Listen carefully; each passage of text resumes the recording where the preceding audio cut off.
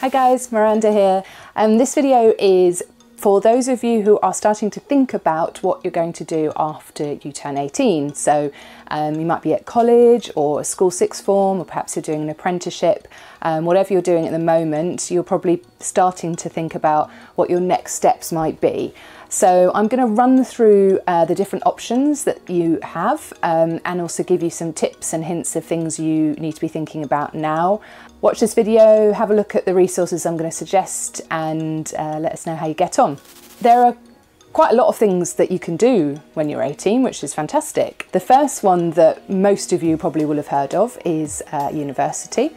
That option is for those of you who've completed level 3 qualifications. So you might have done A levels, or you might have done a BTEC level 3 or another vocational qualification that gives you what's called UCAS points.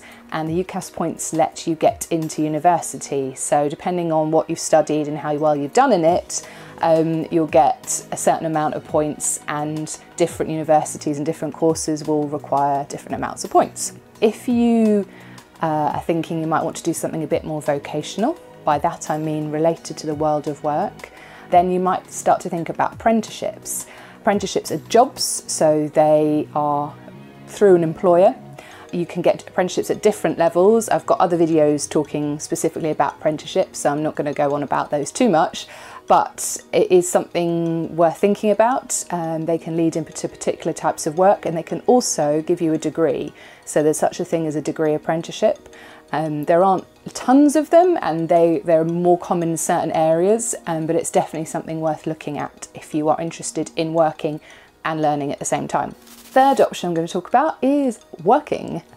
So lots of people might think, I want to go straight into the world of work. It's definitely a possibility. At the moment, obviously, with we're going through an unprecedented time. I think you've probably heard that word a million times, but it's true. It's going to have a big impact on the world of work. Saying that people are still will be hiring, and that will improve as the years go on. If you're thinking about going straight into work, I'm going to do a separate video on that, but it might be that you start off with part-time kind of local job in the typical areas that young people look at, such as retail or hospitality. Or you might be thinking, I want to get straight into the career ladder and look for training positions in larger companies, or a company which can support you to train and learn and go on to a well-paid job. It's definitely a possibility, but it's one that takes a lot of work if you want to get into work. Fourth option is travel.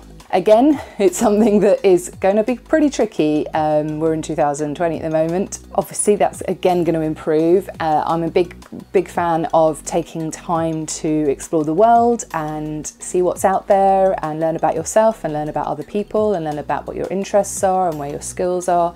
If you think it's something you want to do, I highly recommend it. Universities, for example, if you're going to uni, you think, I want to do a gap year. University, there's quite a lot of holiday time, so it is still possible to go to uni and have a good 3 months travelling as well. It's important to explore what the different options are and things that you can afford within your budget. Again, I'm going to put some resources at the end for you to explore. The other thing that I'm going to lump together, which is a bit cheeky, but I'll explain why. So we have work experience, we have internships, and we have volunteering. And the reason I'm putting them together is because they're all ways of developing your skills, making contacts in areas that you potentially might be interested in going into, and demonstrating your skills to potential future employers.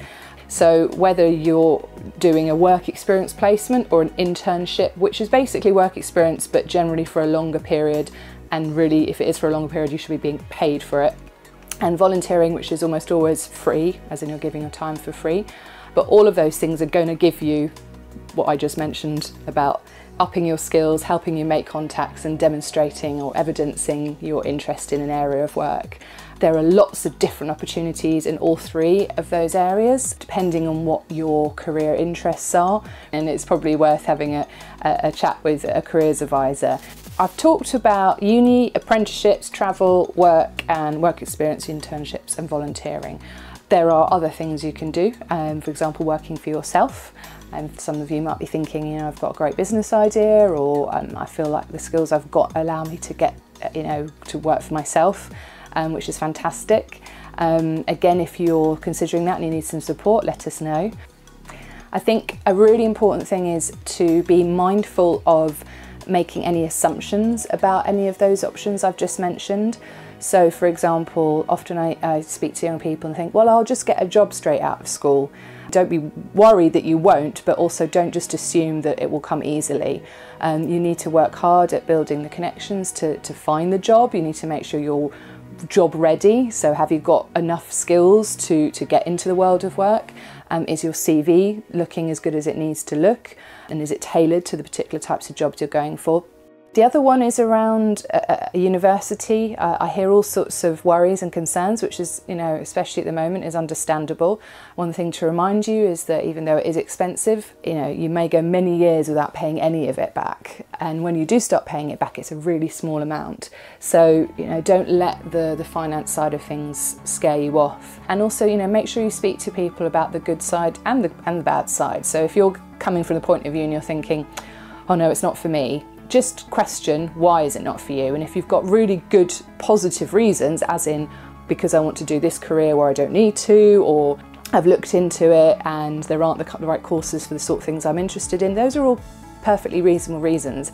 But if you're saying, oh, I just don't know, I haven't even looked at it, and next door neighbour told me it was a waste of time, then have a think whether or not that's the best reason for not doing something. I would also say around university, if you're even considering it as a possible option, it's really worth making an application just to go in 2021, because the deadline for those of you who are currently in the first year of college is January 15th, 2021 to start that September, but most colleges expect you to get everything, all your applications in by usually around the end of November this year.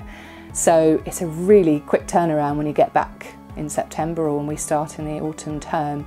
And if you are thinking, I'm not sure, make an application anyway. It doesn't cost that much, and then you've got that option sitting there, rather than not having the option, then maybe taking a gap year and then having to do an application by yourself without any support, because you can always defer, which means going the year after. So a couple of questions to ask yourself when you're thinking about what you want to do next. The first one is, what is right for you? So what is right for you might be very different to what is right for your best friend. All your friends might be thinking gap year. That might be right for you as well, but don't just go along with the herd decision, because everyone is different and everyone needs a different path. Have a think about what you want to do in your future. If you've got a specific idea of what you think your future looks like, research whether or not it needs a degree, or it needs a travel, or it needs a particular apprenticeship, or you really need to be doing lots of internships. If you're not sure about what career you want to do, there are lots of tests out there to give you some ideas, but also come talk to us. That's what careers guidance is all about, supporting you to find your path. So last thing to say is on our website under student downloads, there's some presentations that you can download that have lots of resources on them. I really recommend you have a read through the one for Year 12 students, because a lot of what I'm talking about, there'll be recommendations of things to look at and sort of activities to do. So have a read through that, get in contact with us on Instagram, email us, chat with us on our website, and we're here to help. And take care. Bye.